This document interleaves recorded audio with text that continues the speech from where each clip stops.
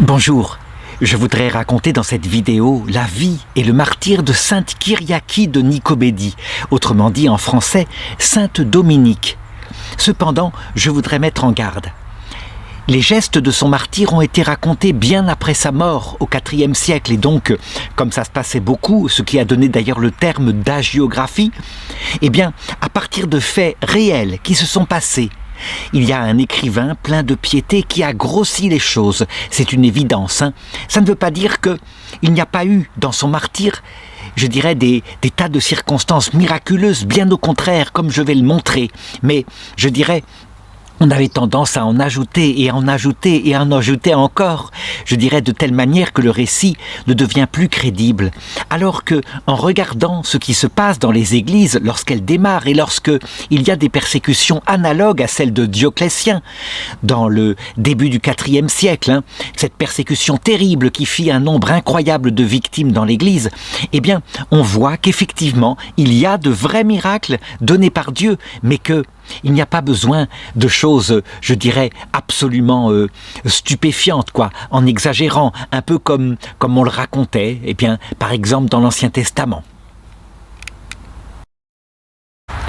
En général, c'est du côté des tortures que les choses sont exagérées. Je veux dire par là qu'il faut connaître la pratique de l'Empire romain. Lorsqu'il y a des citoyens qui sont de familles riches, qui sont de la citoyenneté romaine, on ne fait pas n'importe quoi. Les choses sont liées à un droit, le droit romain, qui, justement, l'Empire romain est très célèbre pour cela. Ça ne veut pas dire qu'il n'y a pas des juges cruels qui peuvent détourner la loi et parfois pousser les choses. Cependant,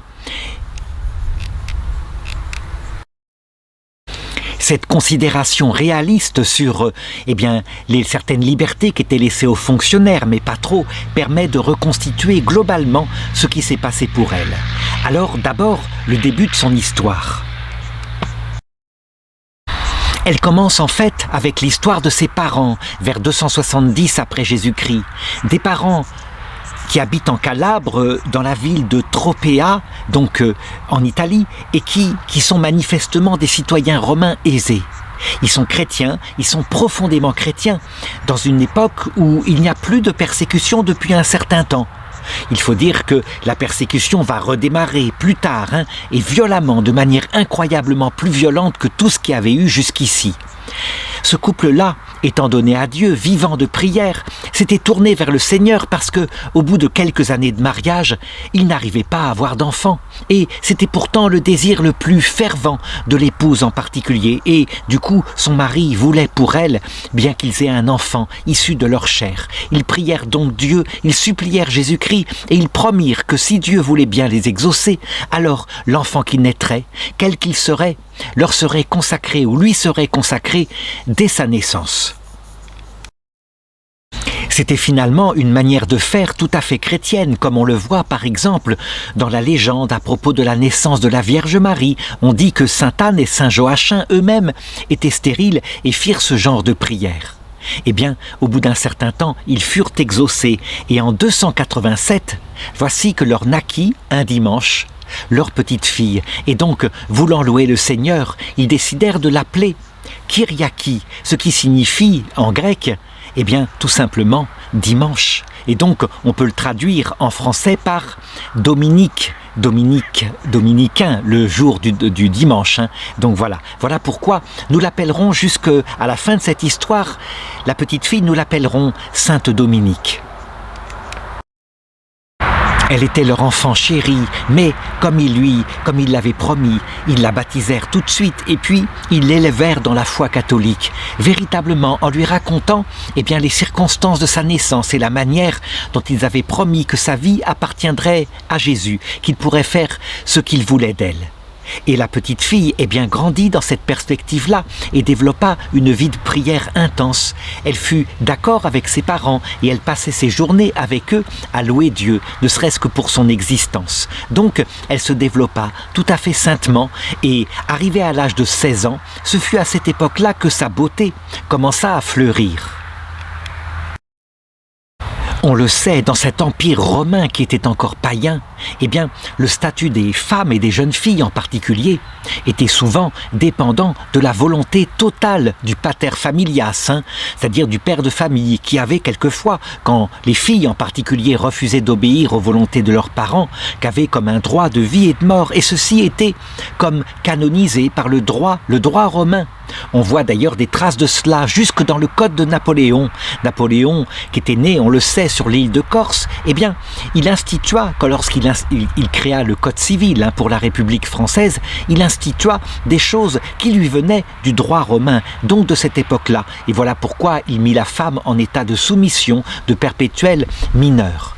Et donc, voilà qu'un homme qui était païen et qui était là, un homme très riche, repéra la fille, eh bien, des parents, qui s'appelait, j'ai leur prénom, c'est raconté dans la geste. Dorothéo était le prénom du père et Eusébia était le prénom de sa mère. Et donc, il vint vers les parents et ils demandèrent la main de leur fille pour son fils et ils feraient ainsi un mariage qui serait, je dirais, capable d'unir leur patrimoine commun. Nous étions, lorsque cette chose se produisit, en 303 après Jésus-Christ, et Dominique avait à peu près 16 ans. Il faut dire aussi que 303, eh bien, c'est la pleine période de l'empereur Dioclétien. Il a réussi à régner sur l'Empire romain avec 3 autres empereurs et ils se sont alliés ensemble pour susciter une persécution très dure contre les chrétiens. En effet, Dioclétien est persuadé que les malheurs qui sont en train d'arriver à l'Empire, le fait que du côté de l'Occident, il est attaqué de plus en plus par les tribus germaniques, qu'on a du mal à protéger les frontières, tandis que du côté de l'Orient, des attaques se produisent aussi, mais cette fois par l'Empire perse, ce qui est l'actuel Iran. Et donc, eh bien, Dioclétien s'est mis d'accord en disant, manifestement, le sens civique des citoyens romains a baissé, et cela vient très probablement du nombre incroyable de conversions à cette religion perverse venue d'Orient, qui prétend que les hommes sont des créatures de Dieu, et donc qu'il ne faut pas mettre en avant l'Empire, mais au contraire, les personnes humaines. Et donc, il avait décidé une persécution qui s'était faite en plusieurs étapes, il faut le reconnaître. D'abord, une persécution contre les élites de l'Église, les forçant à livrer les livres, et ensuite une persécution contre tous les chrétiens, citoyens romains, qui devaient rendre un sacrifice aux dieux anciens, aux dieux païens de l'Empire. Et ceux qui ne le faisaient pas étaient condamnés soit aux mines de sel, soit à la peine de mort. À cette époque-là, Dorothéo et Eusébia avaient déménagé avec leur fille dans la partie orientale de l'Empire. Ils habitaient à cette époque-là dans une ville de Grèce appelée Nicomédie.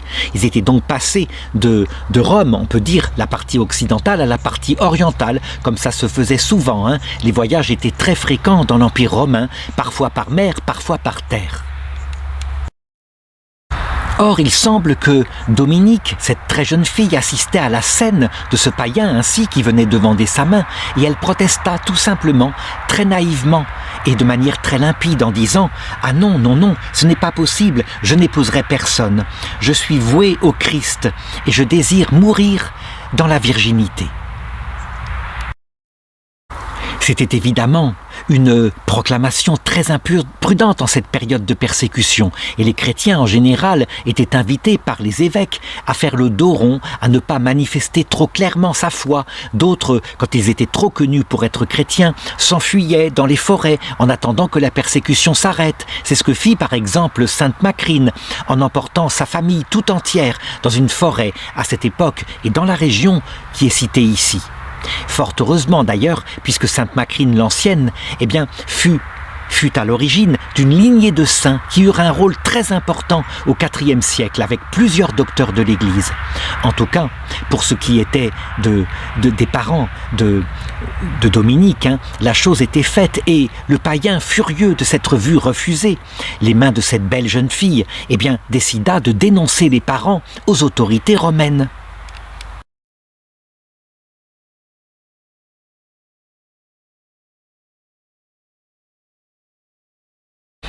Il avait constaté en effet que les parents étaient ceux qui avaient forgé leur fille dans la foi catholique et que donc, s'ils se débarrassaient des parents, la fille aurait l'héritage et qu'il serait très facile par la suite de l'épouser et d'en arriver au projet qu'il avait mûri.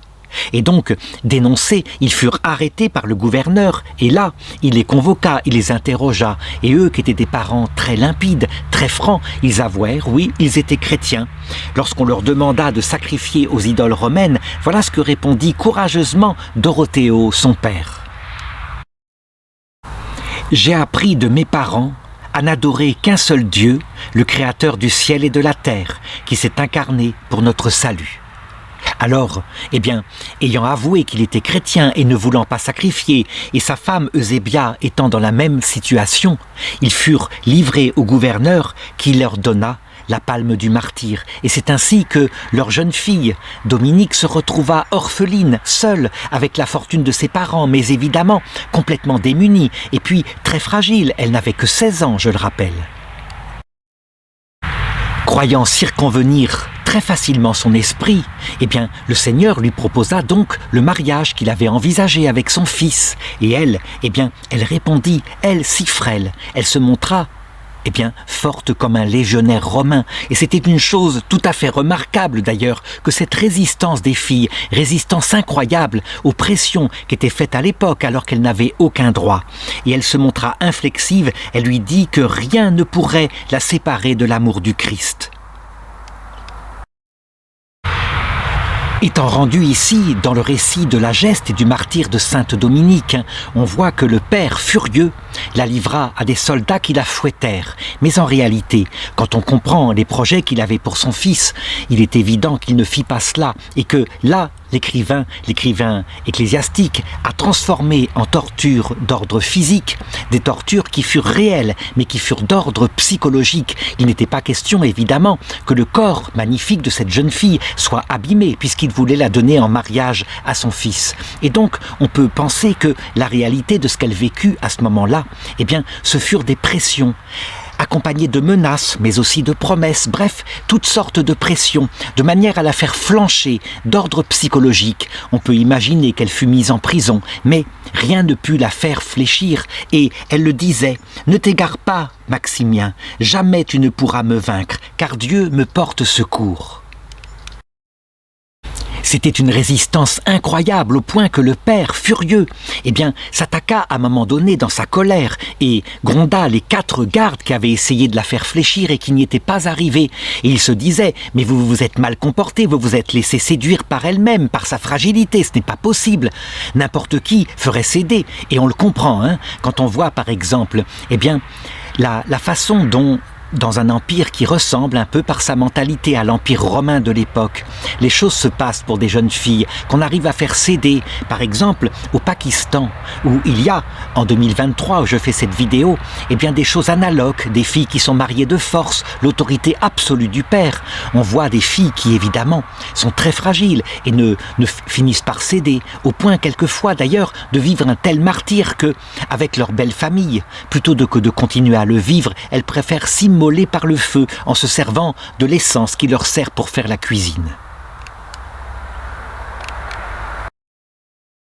Donc, ce père violent et abusif, commença à la menacer de la livrer aux autorités de l'Empire. Et là, elle verrait ce qu'elle verrait. Ce serait autre chose, Ce serait pour le coup des tortures véritablement plus dures. Et puis, la peine de mort. Et elle répondit qu'il serait plus aisé d'amollir le fer plutôt que de la soumettre, et que quand on lui passerait des torches enflammées sur le corps après l'avoir suspendue par les cheveux, elle resterait impassible, comme si elle était déjà revêtue de l'incorruptibilité promise aux élus. Elle répondait farouchement, et en cela, on pourrait presque la comparer aux réponses que fit Sainte Jeanne d'Arc lorsqu'elle était confrontée au tribunal avec l'évêque Monseigneur Cochon. Elle était forte en apparence, mais en réalité, à l'intérieur d'elle-même, évidemment, elle était ébranlée. Comment pourrait-il en être autrement ? Elle fut jetée dans une prison pour la nuit une fois de plus, et fort heureusement, comme d'ailleurs on le vit pour Sainte Jeanne d'Arc. Et on peut reconstituer par là ce qu'il se passa, puisque la geste dit que pendant la nuit, dans cette prison, le Christ lui apparut. Et là, il la guérit, et il lui promit de la délivrer de toute épreuve par sa grâce. La chose est frappante, puisqu'il arriva exactement la même chose à Sainte Jeanne d'Arc, comme on le sait, alors que dans sa prison, eh bien, elle avait fini par signer, épuiser la cédule que lui proposait l'évêque, comme quoi elle se soumettait à ses juges, et reprit dans son courage, eh bien, ses voix lui apparurent à elle aussi et lui promirent tout à fait la même chose, lui promettant qu'elle serait délivrée par grande victoire, ce que cependant, Sainte Jeanne d'Arc prit pour étant, eh bien, la délivrance par le roi Charles VII, alors que les voix, en réalité, elles parlaient de son entrée au ciel, par le martyre. Maintenant donc que les autorités de l'Empire romain s'étaient emparées du cas de Sainte Dominique, eh bien, après l'avoir laissée ainsi, eh bien, se ramollir en prison et pensant que le lendemain, il la trouverait tout épuisée et prête à accepter tout ce qu'on pourrait lui imposer, ils la trouvèrent au contraire extrêmement forte, plus déterminée que jamais. Ce que, évidemment, il fut surpris et ils commencèrent à mettre ça sous la responsabilité d'une sorte de magie qu'elle pratiquerait. Pourtant, l'officier de l'Empire, eh bien, pensait qu'il la ferait céder d'une manière ou d'une autre, et il eut l'idée, d'ailleurs, pour la faire céder, d'employer la douceur et de l'emmener, comme cela, dans le temple des idoles qui était à côté, de manière à lui montrer la beauté de ce qui était l'Empire romain, et l'amener à mettre quelques grains d'encens, et la chose serait terminée. Cependant, lorsque Sainte Dominique fut arrivée dans le temple, eh bien, loin de sacrifier aux idoles et loin de céder encore une fois aux promesses qui lui étaient faites, elle tomba à genoux et elle se mit à prier, là, au cœur de ce temple, le Christ son Seigneur. Et, eh bien, personne ne put la vaincre. On raconte dans la geste que les idoles tombèrent aussitôt en poussière. On peut imaginer que si les choses avaient eu lieu de cette façon-là, eh bien, évidemment, Hilaire, qui était le sbire du gouverneur qui ainsi essayait de la faire fléchir, se serait converti au christianisme. Lui, loin de cela, eh bien, il entra dans une grande fureur et il décida de renoncer. Il est raconté dans la geste qu'il mourut sur place, mais en réalité, c'est qu'il était vaincu spirituellement par cette jeune fille qu'il n'arrivait pas à faire céder. Et donc, il demanda à quelqu'un d'autre, quelqu'un qui serait plus doué que lui, et qui pourrait, influencer cette fille peut-être maintenant par davantage de violence. Et donc, effectivement, ce fut un autre fonctionnaire impérial qui prit la suite, et il s'appelait, on a son nom, Apollonius. Et lui, il décida d'employer la méthode forte, méthode qui d'ailleurs avait été employée, on le sait, contre les enfants dans l'apparition de Fatima, lorsque le gouverneur se promettait de les faire céder et avouer qu'ils n'avaient pas vu la Vierge, mais qu'ils avaient menti. Eh bien, il leur fit croire qu'il avait exécuté un enfant, et véritablement, alors qu'en fait c'était un mensonge, mais de manière à ce que les deux autres, qui avaient 10 ans, impressionnés, finissent par avouer leur mensonge. De même, d'ailleurs, pour Sainte Jeanne d'Arc, il y eut la même méthode qui fut utilisée par l'évêque Monseigneur Cochon, à savoir que, n'arrivant pas à la faire céder, n'arrivant pas à la piéger par ses interrogatoires, eh bien, il l'emmena sur la place de Rouen où était dressé déjà le bûcher qui l'attendait, et il lui dit « Tu vois, tu seras livré à ce bûcher ». Et d'ailleurs, cela fonctionna. En ce qui concerne Jeanne d'Arc, à un moment donné, elle fléchit, on le sait, avant de se relever. Dans la geste telle qu'elle est racontée, il est dit que Apollonius, ayant allumé une grande fournaise, fit jeter dedans, eh bien, Sainte Dominique, et qu'elle resta comme ça plusieurs heures dans le feu, sans brûler du tout, intacte, au point que des païens qui étaient témoins du prodige se convertirent, confessèrent alors le Christ, et aussitôt ils furent exécutés par les autorités romaines. Je dirais que si un exploit comme cela avait été fait devant les autorités romaines, dont Apollonius, il est évident que lui-même se serait converti. Il aurait dit manifestement, on est là devant la puissance des dieux et non pas devant quelque chose d'humain. Donc, on peut penser plutôt qu'encore une fois, la géographe a grossi les choses, et ce qui est arrivé à Sainte Dominique, c'est que on lui a montré les instruments de son supplice, on lui a précisé qu'elle serait ainsi exécutée, en pensant que cette fois, eh bien, terrorisée, seule, orpheline, alors que quelques jours plus tôt, elle était avec ses parents, qui avaient été eux-mêmes exécutés, elle devrait céder. Eh bien, elle ne céda pas une fois de plus. Elle resta intacte, déterminée dans la promesse et dans la fidélité non seulement à ses parents qui l'avaient consacrée à Dieu, mais au Christ qu'elle aimait de tout son cœur. On peut le dire, hein, ce qui impressionna énormément l'Empire romain, je dirais ce qui provoqua effectivement de nombreuses conversions, ce fut cette extraordinaire résistance des chrétiens et même parfois des plus jeunes parmi les chrétiens. On se rappelle quand on les livrait, par exemple, que c'était des esclaves, qu'on les livrait à l'intérieur du cirque pour servir de spectacle, qu'on les livrait à des lions, à quel point ils étaient là, courageux, debout et même, je dirais, presque dans la joie, puisqu'ils savaient qu'après un moment difficile, la mort, le Christ souffrirait pour eux et que de l'autre côté, il le verrait venir les chercher dans sa gloire. Donc, les païens ne pouvaient pas comprendre d'où venait la force de ces chrétiens. Elle venait de la présence du Christ qui était là, avec eux, dans les arènes, et aussi de leur espérance indéfectible dans le fait que la mort n'était qu'un passage, rapide, douloureux certes, mais qui de l'autre côté ouvrait l'autre vie. Eh bien, c'est de cette force-là que vivait sainte Dominique. Évidemment, Apollonius, voyant que rien ne pourrait céder cette jeune fille, que c'était peine perdue, et s'appuyant sur les décrets de l'empereur Dioclétien, eh bien, il décréta que, manifestement, une fanatique comme elle était maintenant condamnée à mort, et que, étant citoyenne romaine, eh bien, le lendemain, elle serait tout simplement décapitée, comme c'était la loi. Les citoyens romains, et on se souvient de saint Paul lui-même, n'étaient pas crucifiés, n'étaient pas livrés non plus à l'intérieur du cirque, hein. Ils étaient protégés par la loi. Elle passa donc sa dernière nuit en prison, et le lendemain, eh bien très tôt, on vint la réveiller, et des soldats romains chargés de l'exécuter l'emmenèrent dans un coin pour pouvoir l'exécuter de cette façon-là.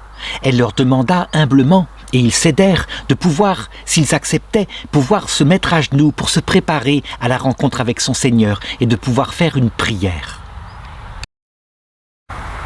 En cette époque, en 303 après Jésus-Christ, il faut le savoir, hein, eh bien les chrétiens n'étaient plus dans le peuple considérés comme ils étaient avant, comme une horrible secte, mais au contraire, ils étaient tout à fait honorés pour leur courage. Et donc les soldats acceptèrent qu'elle fasse sa prière. Et la prière dura longtemps, si bien qu'au bout d'un certain temps, s'étonnant, les soldats revinrent vers elle.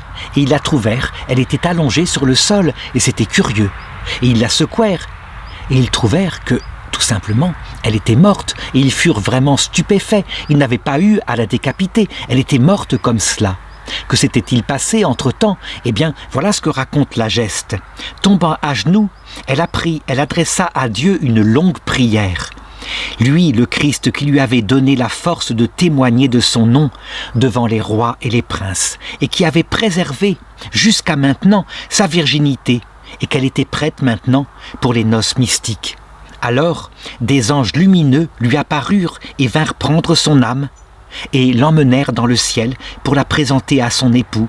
Et elle s'affaissa doucement à terre. C'était le 6 juillet de l'année 303. Et donc c'est ainsi que sans que son corps n'ait eu besoin d'être détruit ainsi et décapité, elle mourut. Si bien que les gardes le ramenèrent ce corps et il fut enseveli. Il est fort probable, comme pour sainte Cécile, dont le corps, pareil, avait été laissé intact, n'avait pas été décapité, bien qu'elle ait reçu un coup de glaive, il est probable que quelque part, le corps de sainte Dominique est intact, ou, eh bien, du côté de Nicobédie, probablement, et qu'un jour, peut-être, il sera retrouvé, comme a été retrouvé le corps de sainte Cécile à Rome, au XVIe siècle, intact, au point que d'ailleurs, eh bien, surpris, stupéfait par la beauté de son corps, cette très jeune fille, avec son vêtement, qui était intact aussi, ce vêtement à lisière dorée, comme elle était une femme, eh bien, une jeune fille, pardon, de la noblesse romaine. Hein. Ils voulurent, le pape de l'époque voulut la représenter sous forme d'une statue, dont voici l'image.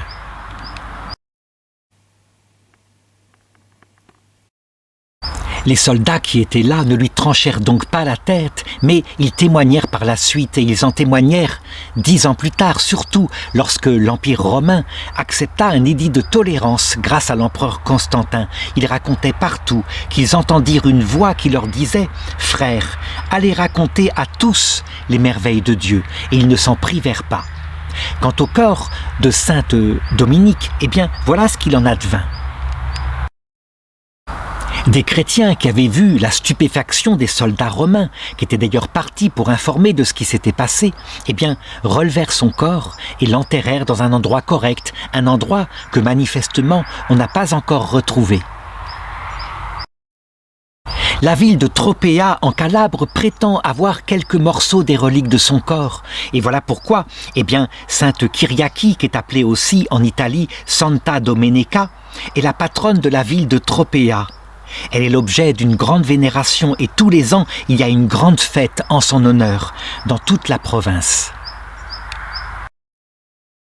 Je l'ai dit, si on s'en souvient dans cette région d'Italie, alors, parce qu'elle est sainte, donc canonisée, ça veut dire qu'elle est donnée pour l'Église universelle, j'espère que par cette vidéo, beaucoup auront l'idée de, je dirais, elle qui a du temps là-bas au ciel, de la prier pour demander des grâces. Et ils l'obtiendront, soyons-en sûrs, parce que par le martyre qu'elle a vécu, sa vie qu'elle a donnée au Christ, et le Christ qui a accepté de venir la chercher par avance, sans qu'elle ait son corps qui soit abîmé, on peut en être certain, c'est que son âme devant le Christ était véritablement virginale. Il la préserva comme il a préservé la Vierge Marie, sa mère.